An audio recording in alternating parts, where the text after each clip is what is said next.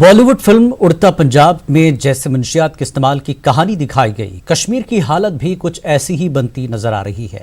कश्मीर में सिगरेट की तरह मंशियात दस्तयाब हो रहे हैं। Institute of mental health and neuroscience की सर्वे में इसका इंकशाफ हुआ। यह सर्वे वादी के 2 अजला में हुए। अनंतनाग और श्रीनगर में हुए इस सर्वे के मुताबिक आए दिन 3.5 करोड़ रुपए रोजाना मंशियात पर खर्च हो रहे हैं। GMC Srinagar drug addiction centre के इंचार्ज डॉक्टर यासर राथर ने हमारे एसोसिएट एडिटर शब्बीर अहमद से खास बातचीत की। सर्वे के बारे में जानकारी के साथ साथ इसके हवाले से भी बातचीत की। जम्मू कश्मीर में मंशियात का इस्तेमाल पिछले कई सालों से एक बहुत बड़ा मसला बना हुआ है। हाल ही में एक सर्वे हुई है जिसमें कुछ बातें ऐसे सामने आई है जो तशवीशनाक है।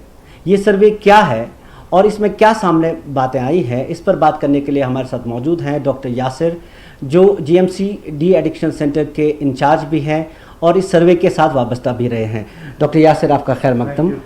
पहली बात जो जानना चाहेंगे आपसे कि ये जो सर्वे हुआ कहाँ हुआ और क्या बातें सामने आई? ये कश्मीर सेंट्रिक सर्वे है, तो इसमें एक पायलट स्टडी की हमने अभी स्टार्ट में 2 डिस्ट्रिक्ट्स लिए हमने, एक तो श्रीनगर और अनंतनाग का डिस्ट्रिक्ट। तो इसमें हमने ये देखा कि around 2% population between 10 to 75 years of age वो इसमें इन्वॉल्व है। तो वो अगर एस्टिमेट कितना नंबर बनता उसका अराउंड 17,000 वो एस्टिमेट बनता है। लोग जो इसमें एक्टिवली सब्सटेंसेस ले रहे हैं, डिपेंडेंट हैं, वो डिपेंडेंट है, वो इस उनको आदत लगी है। हाँ, वो डिपेंडेंट है, डिजीज में है, मतलब वो ये तो मर्ज है, एडिक्शन की डिजीज में ये है, इन्वॉल्व है। तो इसमें हमने देखा, इसमें कुछ अलार्मिंग कुछ स्टैटिस्टिक्स मिली हमें। ये जो 17,000 में इसमें लगभग मोर देन 90% ओपियोइड्स ले रहे हैं। ओपियोइड्स में जो है वो हार्डकोर ओपियोइड्स ले रहे हैं, जैसे कि आपका ये ब्राउन शुगर है, हीरोइन है, ये चीजें ले रहे हैं। उसमें भी 45% जो हैं लोग वो आईवी यूज कर रहे हैं, इंजेक्शन का यूज कर रहे हैं। वो बड़ा अलार्मिंग है, क्योंकि इंजेक्शन का जो ये ड्रग यूज जब होता है तो आप समझिए वो एंड ऑफ लाइफ है उस बंदे के लिए, क्योंकि इंजेक्शन यूज से ही मैक्सिमम जो आपकी जो ड्रग ओवर डोज के जो डेथ्स होती हैं वो इंजेक्शन यूज में ही होती हैं ज्यादातर, और इंजेक्शन की वजह से ही बाकी हेल्थ इश्यूज होते हैं, कॉम्प्लिकेशंस होते हैं। जैसे हमने देखा अराउंड बहुत सारे लोगों में ये HCV जो हेपेटाइटिस C का आपका इन्फेक्शन आपने सुना ही, वो फैल जाता है, क्योंकि अराउंड 67% जो लोग हैं ना, ये इन्होंने कहा कि हम जी ग्रुप में करते हैं और शेयर करते हैं नीडल आपस में, और रीयूज भी करते हैं, अराउंड 70% रीयूज भी करते हैं। HIV भी लेकिन वो कम परसेंटेज में है, लेकिन HCV निकला हमें। और इसमें हमने देखा कॉम्प्लिकेशंस बहुत सारी हो रही हैं उनमें इंजेक्शन यूजर्स में, जैसे वेरिकोज वेन्स है, ये एंडोकार्डाइटिस है, थ्रोम्बोफिल्बाइटिस है। एंडोकार्डाइटिस होता है जो दिल का इन्फेक्शन एक किस्म का, वो बहुत सारे केसेस में हमने देखा। तो उस लिहाज से बड़ा अलार्मिंग निकला है। और उसके बगैर हमने ये भी देखा कि आपका जी यूथ इसमें इन्वॉल्व है। 97% जो है मेल्स थे इसमें, और वो अराउंड 30 एज ग्रुप के थे, मतलब 20 to 30 एज ग्रुप के इन्वॉल्व थे।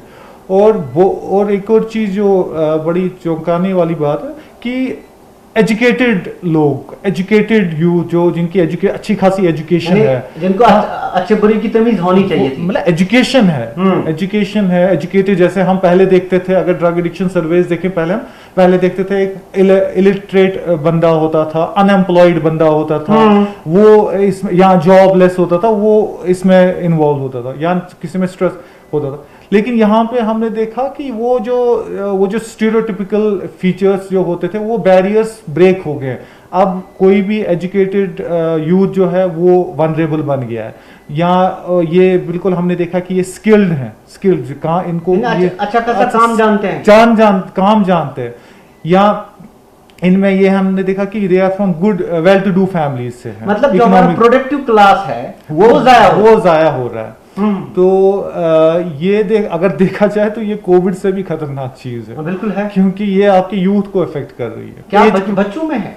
बच्चों में हमने देखा है, हाँ बच्चों में बच्चे भी इन्वॉल्व हीरोइन की आदत, बिल्कुल हीरोइन की आदत है। 10 to 20 ईयर्स के हमने बहुत सारे केसेस देखे हैं जो हीरोइन के बच्चे हीरोइन में इन्वॉल्व है। हमारे पास तो डी एडिक्शन सेंटर में बहुत टाइम हमने देखा है, वहाँ पे 10 साल 12 साल के बच्चे भी इस लत में फंसे हुए हैं। अब वजूहात की बात कर रहे थे। हाँ, वजूहात जो हमने देखा, मैं मोस्ट ऑफ द टाइम ये पीयर प्रेशर की वजह से हो जाता है। दोस्तों हाँ, जो दोस्तों के चक्कर में कहीं ग्रुप में बैठे, किसी बुरी सोबत में बैठे, तो वहां पे ये शुरू हो जाता है। वो एक पीयर प्रेशर बन जाता है उसकी वजह से। और हमने देखा कि ये लोग अक्सर बेशतर बोर्डम की कंप्लेंट करते थे कि हम बोर हो रहे थे घर में, तो इसीलिए हमने ये शुरू किया। एक साल से जो ये यहाँ पे बिल्कुल बंद पड़ा हुआ है, हम घर में ही बेकार पड़े हुए हैं, तो कुछ हाँ एक और चीज, रिक्रिएशनल एक्टिविटीज नहीं इनके पास, वो स्पोर्ट्स कल्चर नहीं यहाँ पे, वो चीजें इनके पास नहीं है, तो ये फिर इसी में मजा ढूंढते हैं।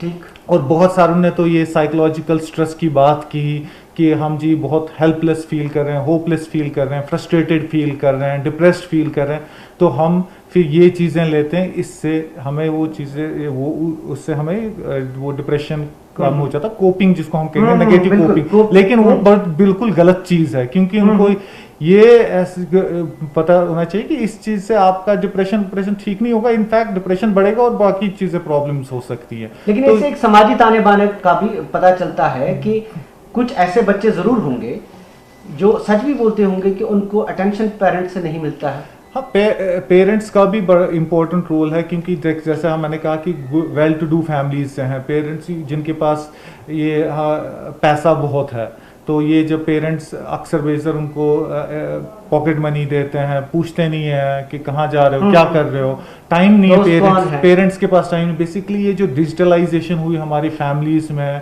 उसने हमारा जो फैमिली स्ट्रक्चर था, वो एक जो ट्रेडिशनल फैमिली स्ट्रक्चर था, वो डिसरप्ट हो गया। हर कोई अपने मोबाइल के साथ लगा हुआ है, लैपटॉप के साथ लगा हुआ है।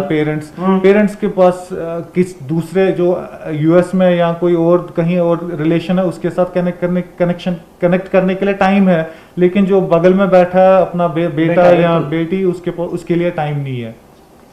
तो ये फैक्टर्स बहुत इंपॉर्टेंट रोल कर रही हैं। और हमने यहाँ पे ये भी देखा कि ये चीज़ें जो फैक्टर है, इसके साथ जो एक और बड़ा इंपॉर्टेंट फैक्टर है, वो जो कॉम्प्लिकेट कर रहा है सिचुएशन, ज़्यादा कंपाउंड कर रहा है इसको, वो है ड्रग अवेलेबिलिटी का। अच्छा, ईजी अवेलेबिलिटी जो ड्रग्स की है हमारी सोसाइटी में, हमारी समाज में इस टाइम। इनका ये कहना है, रेस्पोंडेंट्स जो हमारे इसमें सर्वे में हमने रेस्पोंडेंट्स लिए थे, इनका ये कहना है कि सिगरेट से हमें इजीली ड्रग मिल जाता है, एक फोन कॉल पे हम ला सकते हैं। तो इतना रैम्पेंट ये है ये ड्रग। उसके भी वजूहात हैं बदकिस्मती से। ये हमने इस सर्वे में इनफैक्ट वो भी देखा है कि अगर आप देखें तो इसमें हमने एक दिन का इनका खर्चा देखा कितना इस पे ड्रग्स पे, और वो अगर मल्टीप्लाई करें कि जो हमारे जो नंबर है, वो आपका आप चौंक जाएंगे, 3 करोड़ निकलता है खर्चा जो ड्रग्स पे होता है यहाँ एक दिन का, पर डे इन 2 डिस्ट्रिक्ट्स में। तो यू कैन योरसेल्फ अंडरस्टैंड कि ये कितना बड़ा माफिया, ये कितना वो ड्रग माफिया कितना इसमें इंटरेस्ट लेता होगा। ओपियम प्रोडक्ट्स में सबसे ज्यादा इस्तेमाल कौन होता है?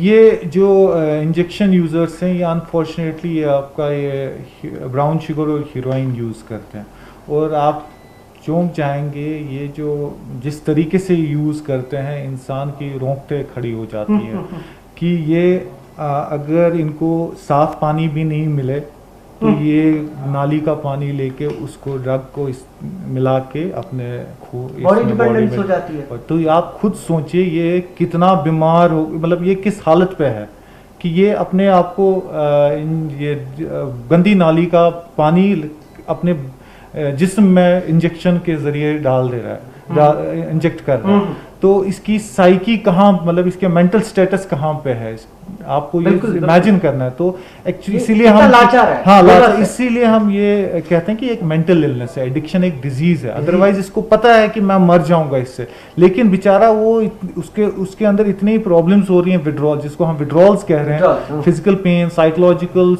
डिस्ट्रेस हो रहा है कि वो कंट्रोल नहीं कर पा रहा है। It's like a compulsive behaviour. फिर वो कंपल्शन बन जाता है इसको कि वो रोक नहीं पाता और वो बार बार इंजेक्शन करता है या नशा करता है। ड्रग एडिक्शन का दो ही सीधा दो- रास्ता एक कब्रिस्तान को जाता है, बिल्कुल, एक बिल्कुल, डी बिल्कुल, एडिक्शन सेंटर को बिल्कुल, जाता है।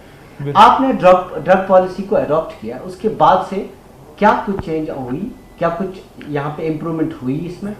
देखें, ड्रग पॉलिसी तो हमने फ्रेम की, वो अडॉप्ट गवर्नमेंट ने की है, तो वो गवर्नमेंट तक ही है कि वो जो उस पर क्या एक्शन लेना है वो गवर्नमेंट तक है। सो सर्वे में आपको दिखता नहीं है काम?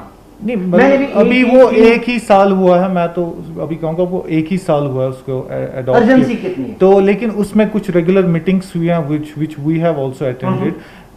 जो अपने हेल्थ कमिश्नर है, he is very particular about. जब अब एक पेरेंट को पता चल गया कि मेरा बच्चा इस मंशियात की इस लत में लगा है, इसको कोई बुरी लत लगी है, जी जी, तब मैंने आपसे कहा दो तरह के रिएक्शन करता है, या तो डिसबिलीफ, शॉक होता है वो, शॉक। या फिर बच्चे को उठा के घर हाँ, से यहाँ तो निकाल। डिनायल में हो जाता है, यहाँ बिल्कुल। फिर बच्चे को आप क्या बहुत ही कहेंगे confident- ऐसे वालिदैन से? देखें, ये एक, जैसे मैंने कहा कि ये एक बीमारी है, इसको हमेशा एक पेशेंट की तरह देखना चाहिए इस बच्चे को, ना कि इसको एक क्रिमिनल की तरह या किसी बुरे इंसान की तरह देखें। ये कोई बैड कैरेक्टर नहीं है इसमें कि ये इसमें चला गया, ये कुछ Accidental भी हो गया। फैक्टर्स जो मैंने बिल्कुल, कहे आपको बिल्कुल। उसकी वजह से। बिल्कुल। तो हमें इसको चाहिए कि हमें we need to be very empathetic, मतलब हमें समझना है कि इसकी बिल्कुल। फीलिंग्स क्या है इस टाइम, ये क्यों कर रहा है ये। जब हम समझेंगे इसकी फीलिंग्स को, इसके जो ये जो ड्रग बिहेवियर हाँ। को क्यों हो रहा है, तब जाके हमारा वो अप्रोच, तब जाके वो बच्चा उसमें से निकलेगा। एक साइंटिफिक अप्रोच अपना के, बिल्कुल एक हमदर्दी के साथ इसको निकालना है। साइंटिफिक अप्रोच निकाल। और मैं ये कहूँ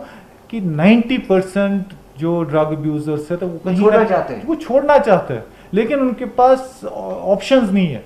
उनके पास बिकॉज ऑफ स्टिग्मा जो अनफॉर्चुनेटली बिल्कुल, यहाँ पे है हमारी सिस्टम, वो बात नहीं कर पाते कहीं पे, वो कहीं ट्रीटमेंट के लिए नहीं जाते, वो बड़े इनहिबिशंस रहती हैं उनमें। किसी को बोले तो पता नहीं क्या कहेगा, नशेड़ी कहेगा, पेरेंट्स कुछ को कहेगा। उनको लगता है पता नहीं पेरेंट्स का रिएक्शन क्या होगा, जैसे आपने सही फरमाया कि वो डांटेंगे, वो निकालेंगे घर से, मारते हैं, बंद मारते करते हैं, हैं। वो ट्रीटमेंट नहीं होता, उससे ठीक नहीं हुआ बच्चा। डॉक्टर साहब आपका बहुत बहुत शुक्रिया। नशे के इन धुंधलकों के बीच उम्मीद की एक ही किरण है, वो ये कि अब बड़ी तादाद में नौजवान डी एडिक्शन सेंटरों की तरफ आते हैं। ऐसे में पीयूष मिश्रा की एक नज़्म याद आती है, आदत जिसको समझे हो वो मर्ज कभी बन जाएगा, फिर मर्ज की आदत पड़ जाएगी, अर्ज न कुछ कर पाओगे, गर तब्दीली की गुंजाइश ने साथ दिया तो ठीक सही, गर उसने भी छोड़ दिया तो यार बड़ा पछताओगे। वीडियो जर्नलिस्ट शबीर शाह के साथ शबीर अहमद, न्यूज़ 18 उर्दू, श्रीनगर। यहाँ रुकेंगे एक और ब्रेक के लिए।